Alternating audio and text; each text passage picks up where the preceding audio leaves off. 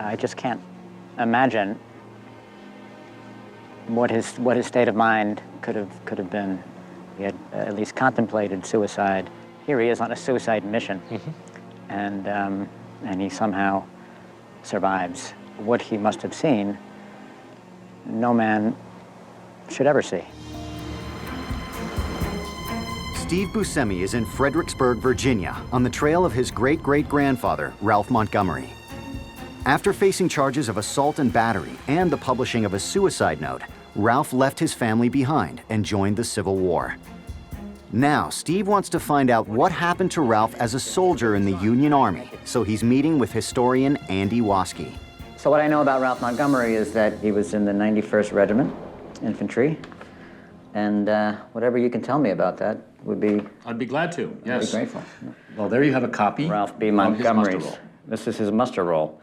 Every 2 months, one of these would have to be filled out for pay. November 20th, 1861, 91st Regiment, Pennsylvania Infantry, age 28 years old. Okay. This is the next muster roll that we have. Muster roll for May and June, 1862. And the remarks, oh my God, deserted. Yes. Deserted June 1162 at Alexandria, Virginia. Wow. He was a deserter. He was. This is a citizen army. Discipline was a big problem, and so desertion was very common. But do we know how long he was missing? That will be indicated in the next muster roll. So he's returned. Remarks gained from desertion. August 22nd. So he deserted in June. He was brought back in August. Exactly. So he was gone for a couple months. 2 months, yes. What was going on around that time? This was a tumultuous time for the Union Army. General Burnside launched a campaign toward Fredericksburg. So they were headed here. Exactly where we're standing right now. So it's possible that Ralph would have known that. Absolutely, yes. That was common knowledge. And so his decision to come back Could have been a patriotic response to the emergency of the period, yes. On December 13, 1862, Ralph Montgomery and the 91st Regiment fought in the Battle of Fredericksburg, known today as one of the Union Army's biggest military blunders. With the aim of claiming the Confederate capital of Richmond, the Union troops made their way through Fredericksburg to the outskirts of town.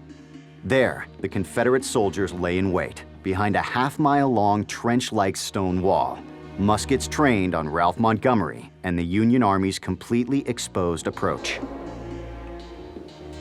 This wall was lined with Confederate infantry, probably close to 4,000 men, actually standing where we are right now, where the men were just loading and firing as quickly as they could. Union General Burnside believed that firing upon the Confederates' position behind the wall was futile. So he commanded his Union soldiers, including Ralph Montgomery's 91st Regiment, to break the Confederacy's impenetrable line using a strategy called a bayonet charge.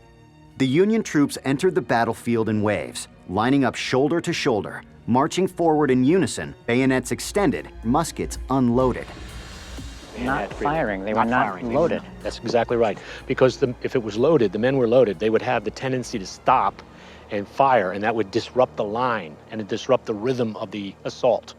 Men line These poor guys, just with their unloaded muskets, with their bayonets, and the idea was to make it to that wall and over. And over the wall and bayonet the enemy behind it, yes. That's exactly right. That seems totally insane.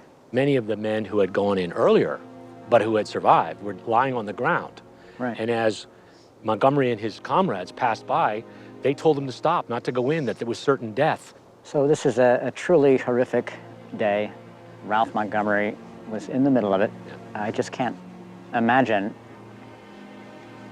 what his state of mind could have been. He had at least contemplated suicide. Here he is on a suicide mission, and he somehow survives. What he must have seen, no man should ever see. After suffering more than 12,000 Union casualties, Burnside retreated and was later relieved of his command. The experience of war seemed to be too much for Ralph Montgomery. After another battle, this time in Chancellorsville, he He deserted his regiment for the second and final time. It's not a shock knowing that he deserted for a second time. I mean, I have to say it is disappointing to know that he did leave, but yet I can certainly understand why he did. Even before he enlisted, he had suicidal tendencies, depression. His state of mind must have been very fragile. But if he was in a dark place, what happened to Ralph after he deserted? And he told me that in 1890, the government put together a special census to keep track of Civil War vets after their service, so I'm hoping that will tell me where my great-great-grandfather went.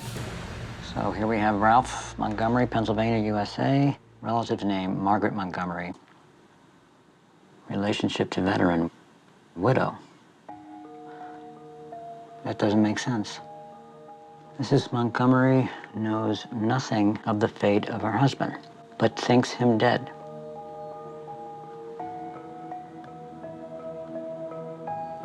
Oh, well, she knew that he enlisted. It's just that she never heard from him again. Maybe he was ashamed of being a deserter. Probably figures that he can never go back home. Because if he does, then everyone knows the truth. So he had 2 young kids. They grew up without a father, and they think he's dead. Well, that's really sad. So this is probably the end of the trail as far as his military records go. Now I'm wondering where he ended up. All I know is that he started a second family somewhere in the mid-1860s. And his daughter, Jane, ended up in Camden, New Jersey. I think that's a good place to start and see if his name shows up there.